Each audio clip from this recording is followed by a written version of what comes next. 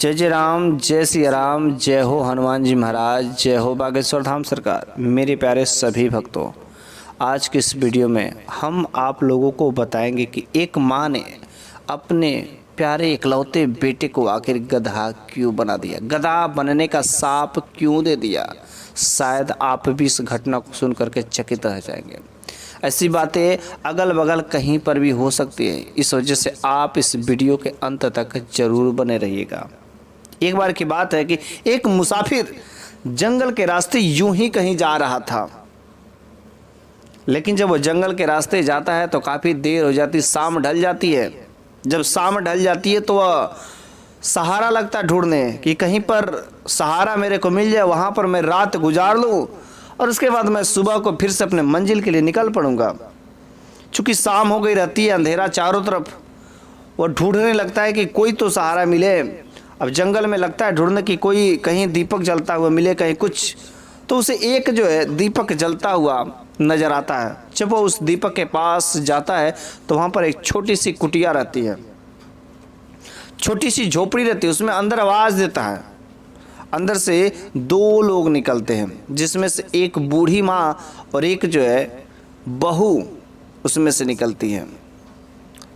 जब वो निकलती है तो वह मुसाफिर कहता है कि मुझे बहुत ज़ोर से भूख लगी है, यदि आप लोगों के पास कुछ भोजन हो तो खिला देती तो बड़ी आप लोगों की मेहरबानी होती।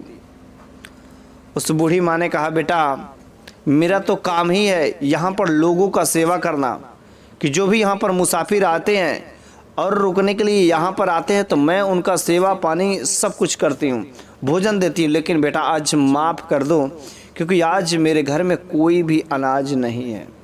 उस मुसाफिर ने सुन करके हैरान हो गया कि आपके घर में कोई अनाज नहीं, कोई अनाज के दाने नहीं। उसने कहा तो आप लोग खाते क्या, आप लोग कैसे क्या करेंगे। उस बूढ़ी माँ ने कहा, देखो बेटा, इस रास्ते से, इस जंगल के रास्ते से बहुत सारे मुसाफिर जाते हैं और ऐसे ठहरने के लिए मेरे पास चले आते हैं, और उनके पास जो कुछ भी अनाज रहते खुशी से मुझ पर दया आकर के वे लोग अपना अनाज कुछ हमें दे जाते थे, जिसके वजह से आज तक रोजी रोटी यही चलता है और सब भगवान का सहारा है। हम लोग तो यहाँ पर भगवान का पूजा अर्चना तपस्या करते इस वन में रह करके, ताकि किसी प्रकार के कोई मेरे को परेशान ना कर सके। इस वजह से यहाँ पर हम लोग वन में रहते हैं और भगवान का नाम लेकर कीर्तन भजन करते हैं।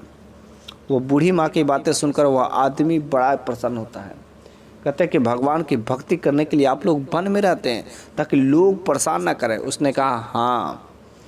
उसने कहा ठीक है, तो कुछ तो आप करेंगे कि अगर आपको भोजन नहीं मिलेगा तो आप लोग क्या खाएंगे। उसने कहा, बेटा इस जंगल में बहुत सारे फल के भी पेड़ हैं, पास में देखो एक फल का पेड़ है, रात तो हो गई है लेकिन उस पर से कुछ फल जो तोड़ लो और खा लो। बस और मुसाफिर ढूंढा और रात के समय में उसे एक फल का पेड़ मिला और वहाँ से कुछ फल को तोड़ करके रात का समय में वह जो है भोजन करके एक पेड़ के नीचे अपनी चादर बिछा करके सोने का प्लान बनाया। जब वो मुसाफिर सो रहा था तभी तो कुछ ही समय सोया था, तब तक उसके कानों में एक अचानक चीखने की, चिल्लाहट की आवाज़ सुनाई देती है। ऐसा लग रहा है कि कोई जानवर रो रहा है, कोई जानवर चिल्ला रहा है। जब उस जानवर की ध्यान से बातों को ध्यान से सुनता है, आखिर ये किसकी इतनी आवाज़ है, कौन सी जानवर की इतनी भयावह आवाज़ है। जब वो उस आवाज़ को ध्यान से सुनता है तो वह आवाज़ पता चलती कि यह तो आवाज़ गधे की है। इतनी भयानक आवाज़ जो वो सोचता है किसी समय चल के पता करे, लेकिन कहता है नहीं, रात का समय है, कुछ भी हो सकता है, कुछ अनहोनी हो सकती है, सुबह होने पर मैं पता करूँगा। किसी तरीके से वह रात गुजारता है, लेकिन वह मुसाफिर पूरी रात उस पेड़ के नीचे सो नहीं पाता, क्योंकि वह आवाज़ बार बार उसके कानों में तंग कर रही थी। उसको जानने के लिए जिज्ञासा कर रही थी आखिर ये आवाज़ किस चीज़ का है। और मुसाफिर सुबह होते ही सबसे पहले जिधर से आवाज़ आ रही थी उसकी तरफ चल पड़ता है। जब चलते चलते कुछ दूरी पर चलता है, जब उसे पता चलता कि यह तो आवाज़ एक शमशान से आ रही है, वह उस शमशान में भी जाता है और उस शमशान में देखता है कि एक ऐसा शख्स जो नीचे ज़मीन में पड़ा हुआ है, जिसका आधा जिस्म मानव का और आधा जिस्म जो गधे का बन गया है, और वो गधा जोर जोर से चीख रहा है। जैसे ही वह मुसाफिर इस दृश्य को देखता वह बिल्कुल ही भयभीत हो जाता, डर जाता है और वहां से भगा भगा भगा भगा उस कुटिया के पास में चला आता है। जैसे उस कुटिया के पास में आता है, बूढ़ी माँ को आवाज़ देता है, बूढ़ी दादी बाहर निकलिए। बूढ़ी दादी तुरंत बाहर निकलती है। उस दादी ने बोला, आखिर बेटा क्यों इतना हैरान हो गए, तुम बहुत भयभीत दिखाई दे रहे हो, आखिर तुम्हें क्या बात हुई है। उसने कहा कि बहुत ही अनहोनी बात हो गई है कि मैं रात भर सो नहीं सका। मेरे कानों में एक जो आवाज़ गूंज रही थी बहुत ज़ोर से, जो मेरे को बिल्कुल ही भयावह लग रही थी। आखिर ये आवाज़ किस चीज़ का है। उस बूढ़ी माँ ने पूछा कि क्या तुम्हें वह आवाज़ भयानक दिखाई दे रही थी, क्या वह आवाज़ तुम्हें सोने नहीं दिया, क्या तुमने उस दृश्य को देखा। उसने कहा हाँ मैंने देखा। वो क्या चीज़ है, आखिर ऐसा क्यों है। उस बूढ़ी माँ ने कहा कि बेटा अगर तुम इसके बारे में ना ही पूछो तो बेहतर होगा। उसने कहा कि मैं नहीं बता सकती इसके बारे में, अगर तुमको जानना है पूछना है तो तुम मेरी बहू से पूछ लो। बहू को बुलाती है और कहती है देखो बेटी ये मुसाफिर है, कुछ जानना चाहते हैं, थोड़ा इनसे बात कर लो। बहू बाहर आती है और उस मुसाफिर से पूछती कि बताइए क्या आपने देखा। और मुसाफिर कहता कि मैं सुबह के समय में उस जो अजीब तरीके से आवाज़ आ रही थी, मैं उस आवाज़ की तरफ खींचा खींचा चला गया ताकि मैं पता कर सकूँ आखिर वह आवाज़ किस चीज़ की, किधर से आ रही, क्यों आ रही है। जब मैं पहुंचा तो शमशान घाट में पहुंचकर शमशान घाट में एक ऐसा दृश्य देखा जिसको देख करके मैं बिल्कुल हैरान रह गया, डर गया। बिल्कुल भयावह दृश्य, एक ऐसा मनुष्य जिसका आधा शरीर जो है आदमी का, आधा शरीर गधे का, और जोर जोर से वह चीखे जा रहा है, चिल्लाए जा रहा है। उस महिला ने कहा कि जिस दृश्य को आपने देखा है वह मेरा पति है। उसने कहा क्या, वह आपका पति है, लेकिन ऐसा क्यों हो गया। उसने कहा कि शायद आपको नहीं पता होगा कि मेरी जो बूढ़ी माँ रहती है वो घर में, वो बूढ़ी माँ नहीं है बल्कि वो मेरी सासू माँ है और वो भगवान की परम भक्त हैं। उनको सिद्ध शक्तियाँ प्राप्त है, अगर वह किसी को कुछ कह देती तो वह काम अवश्य ही हो जाता है। वह इस वन में रह करके तपस्या करते थे और उनके साथ में उनका बेटा और मैं भी रहते थे, हम दोनों लोग रहते थे। उनको तपस्या में मैं किसी प्रकार के कोई भंग नहीं करते थे, लेकिन जो मेरा पति था वह हमेशा रोज गलत कामें किया करता था, लोगों को परेशान करता था, और नहीं तो और कोई आदमी, कोई पुरुष, कोई मुसाफिर इधर से जाता था तो उसका अन्न, उसका पैसे छीन करके ले करके चले आता था। मेरी माँ हमेशा बोलती थी कि बेटा ये सब काम मत करो, समय से आओ, सबका परवाह किया जाता, सबका देखभाल किया जाता है।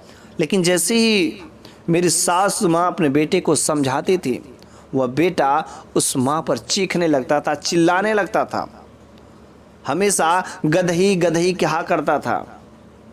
बस उसके बाद हुआ क्या, एक दिन वह बेटा बड़ा हो गया था, लेकिन उसने शाम के समय में घर में आया, काफ़ी रात से आया। उसने कुछ खाया पिया नहीं था, चूँकि माँ रहती है, माँ को तो परवाह होती है कि मेरा बेटा अभी तक आया नहीं, चाहे माँ बेटा कैसा भी हो, बेटा तो बेटा होता है। जब वह बेटा देर रात को घर पर आता है तो माँ उससे पूछती है आखिर तुमने इतना देर क्यों कर दिया। काफ़ी बोलती है, काफ़ी डांटती है, काफ़ी चिल्लाती है और चिल्लाते उसे खाना निकाल करके दे रही थी। उसके बाद उस बेटे को बहुत अधिक गुस्सा आ जाता है कि तुम झूठ में चिल्लाती हो, ये करती हो, वो करती हो, बहुत मतलब का गधी जैसा हो है, ये बहुत सारे गालियाँ देता है, और नहीं तो और गालियाँ देता ही देता है। उसके बाद उस बूढ़ी माँ को खाना दे ही रही थी, चप्पल चला के मार देता है। बस उसके बाद उस बूढ़ी माँ का, मेरी सासू माँ का, उसकी माँ का दिल टूट जाता है और वहीं पर वह अपने बेटे को साप दे देती है कि जा, तूने अपनी माँ पर चप्पल मारा है, तूने अपनी माँ की गाली दिया है, तूने अपनी माँ को चीखने पर चिल्लाया है, तूने अपनी माँ पर अत्याचार किया, जा तू आज से गधा बन जा। और तभी से मेरी माँ का, जो मेरी सासू माँ है, उस बेटे पर जो सांप लग गया। और अगला सुबह वह सोया हुआ था, जा करके और वहीं पर उसका आधा जिस्म मनुष्य का और आधा जिस्म जो गधे का बन जाता है। और तभी से वह जो आज तक रोज़ चिल्लाता रहता है, चीखता रहता है और भगवान से माफ़ी मांगता है कि हे भगवान, आप मुझे माफ़ कर दो, बहुत बड़ी गलती हो गई कि मैंने माँ पर अत्याचार किया, मैंने माँ को गाली दी, मैंने माँ को चप्पल मारा, मुझसे बहुत बड़ी गलती हो गई, हे भगवान आप मुझे माफ़ कर दो। और इस तरीके से वह आज तक चीखता चिल्लाता रहता है, वह भगवान से माफ़ी मांगता है, लेकिन उसने इतने सारे गुनाह किए, इतने सारे पाप किए, इतने सारे माँ पर अत्याचार किए हैं कि उसका पापों की सज़ा इतनी जल्दी समाप्त नहीं होगी। इस वजह से आज वह इतना चीखता चिल्लाता है। वह मेरा पति है तो क्या हुआ, लेकिन माँ पर अत्याचार करने वाले लोगों के साथ ऐसा ही होना चाहिए। माँ बाप का सेवा करने से सब पुण्य मिल जाते हैं, लेकिन जो भी व्यक्ति माँ को कष्ट देता है, माँ को चप्पल से मारता है, माँ को गालियों से देता है, उसके साथ ऐसा ही व्यवहार होना चाहिए कि जीवन भर वह तड़पता रहे कि हम माँ के साथ कभी दुर्व्यवहार नहीं करना चाहिए।